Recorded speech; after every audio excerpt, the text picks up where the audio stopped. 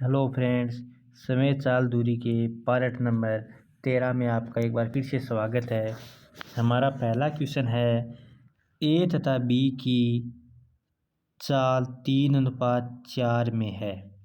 किसी गंतव्य स्थान पर पहुंचने में ए बी से 20 मिनट अधिक लेता है। ठीक है, देखो ए और बी, ठीक है, इनकी चाल का अनुपात क्या दे रखा है? चाल का अनुपात दे रखा है 3:4। हमें पता है चाल व्युत्क्रमानुपाती होता है किसके? 1 समय के व्युत्क्रमानुपाती होता है।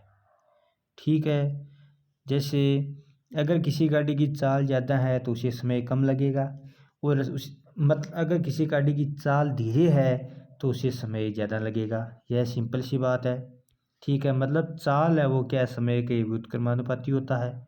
अब देखो, इसका मतलब समय है वो समय क्या होगा? 4:3। ठीक है, अब देखो, किसी गंतव्य स्थान पर पहुंचने में ए 20 से 20 मिनट अधिक लेता है। ठीक है, ए है वो ज़्यादा टाइम लेता है, बी से कितना? 20 मिनट। हमारे अकॉर्डिंग कितना ज़्यादा लेता है? सिर्फ एक ही ज़्यादा लेता है। इसको 4 लगता है, इसको 3 मिनट लगती है। हमारे अकॉर्डिंग 1 मिनट ज़्यादा लेता है ए, जबकि सवाल क्या कह रहा है? 20। इसका मतलब हमारा ए कितने के बराबर है? 20 के बराबर है। तो गंतव्य पहुंचने में ए को कितना समय लगेगा? एक का मान 20 है तो 4 का मान कितना हो जाएगा? 4 का मान हो जाएगा 20 गुणा 4, मतलब 80 मिनट। ठीक है, ए को उस स्थान पर पहुंचने में 80 मिनट लगेगी। 80 मिनट कह दो, चाहे 1 घंटा 20 मिनट कह दो, वो एक ही बात है। मगर कितनी मिनट लगेगी? 80 मिनट। क्या ध्यान में रखना है? ए और बी की चाल दे रखी है 3:4, और चाल होती है वो समय की व्युत्क्रमानुपाती होती है। तो समय का अनुपात कितना हो जाएगा? इसका उल्टा हो जाएगा, 4:3।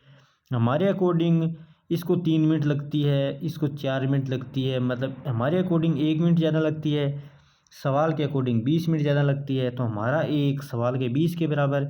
तो ए को कितना समय लगेगा? हमारे अकॉर्डिंग 4 मिनट लगती हैं। तो एक का मान 20 है तो 4 का मान कितना आ गया? 20 गुणा 4 बराबर 80 मिनट। ठीक है, आ गया समझ में? अगला सवाल देखते हैं।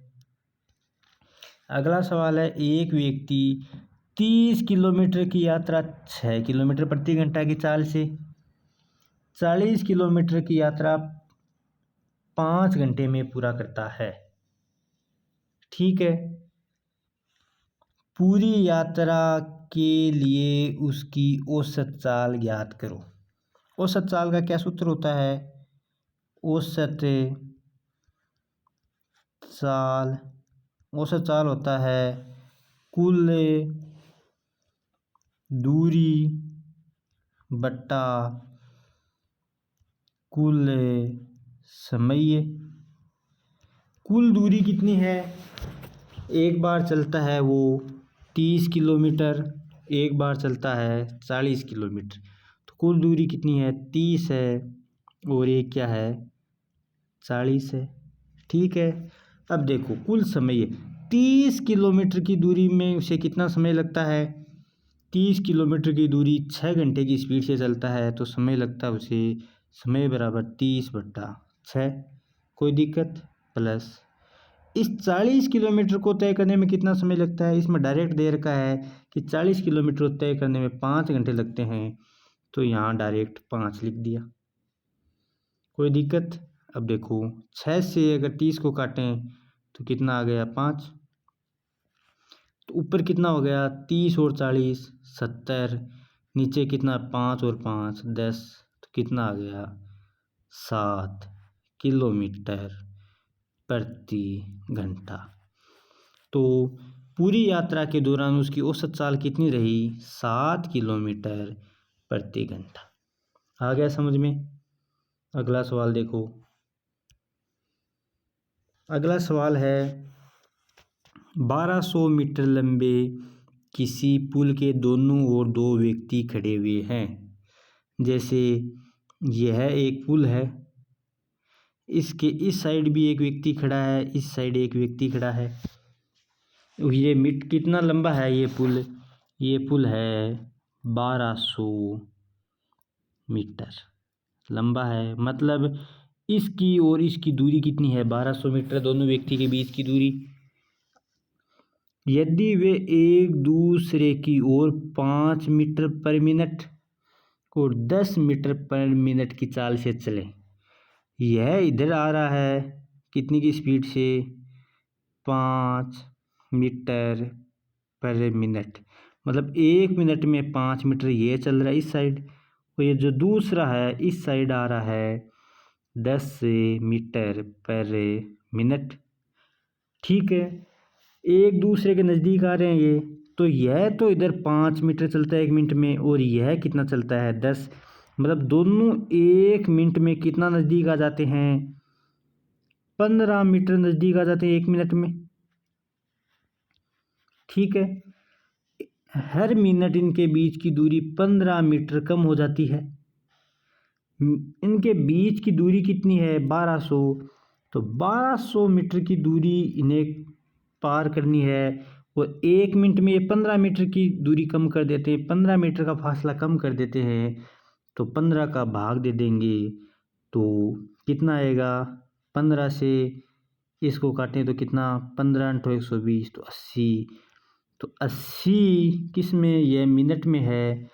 तो 80 मिनट में यह एक दूसरे से मिल जाएंगे, क्योंकि यह दोनों 1 मिनट में 15 मीटर नज़दीक आते हैं। जैसे मानो अगर इनके बीच की दूरी 30 मीटर होती, सपोज दैट 30 होती, तो यह 1 मिनट में 5 मीटर चलता, यहाँ तक आ जाता, और यह चलकर यहाँ आ जाता, 1 मिनट में 10 चल जाता। दूसरी मिनट में यह यहाँ से 5 मीटर और चल जाता, और यह उसी टाइम में यहाँ 10 मीटर चल जाता। तो 5 से 5 10 20 30 मीटर की दूरी तय कर लेते।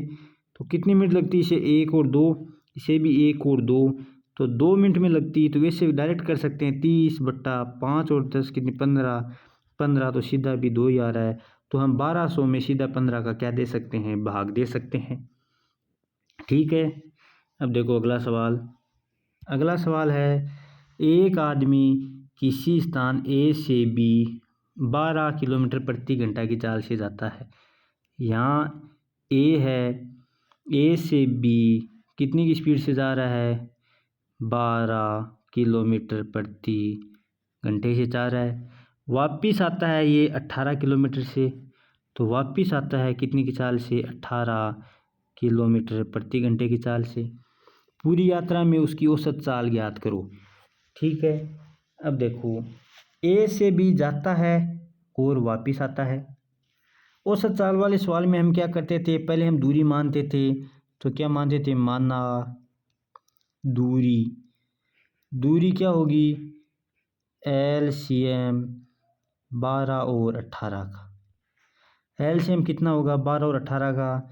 LCM ज्ञात करने का एक तरीका है, 18 का फाड़ा लिख लो, बड़ी वाली संख्या का फाड़ा लिख लो। 18 18 दूनी 36, 18 3 54, 18 चौक 72 लिख लिया। अब छोटी संख्या का फाड़ा लिखो, 12 24 36 48 60।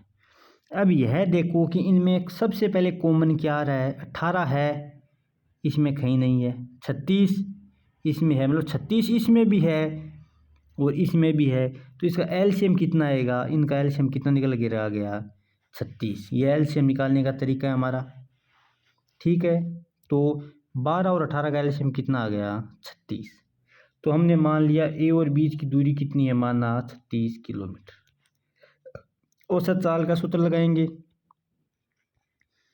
औसत चाल बराबर क्या होता है? कुल दूरी तो कुल दूरी जाते टाइम 36 आते टाइम 36, तो 36 जाते टाइम और 36 ही आते टाइम। ठीक है, समकुल दूरी बटा कुल समय, इस 36 किलोमीटर की दूरी जाएगा ये 12 की स्पीड से, प्लस इस 36 किलोमीटर में आएगा ये 18 की स्पीड से। तो कितना हो गया, 18 दूनी 36, 12 यानी 36।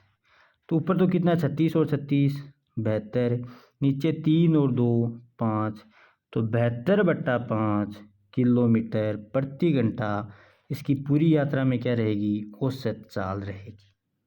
ठीक है, आ गया समझ में। जल्दी मिलते हैं एक और नेक्स्ट वीडियो के साथ। Thank you.